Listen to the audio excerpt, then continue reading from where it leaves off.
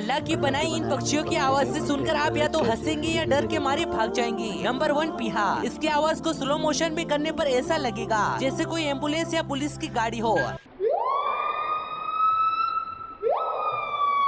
Number 2 white billboard. ये अगर किसी शहर में जाकर आवाज लगाए तो शहर के लोगों की रूह कांप जाए, क्योंकि इसकी आवाज बिल्कुल वार्निंग सायरन की तरह है। नंबर 3 कैसोवेरी, जिसकी आवाज बिल्कुल किसी रॉयल एनफील्ड जैसा है। बेशक अल्लाह जबरदस्त बनाने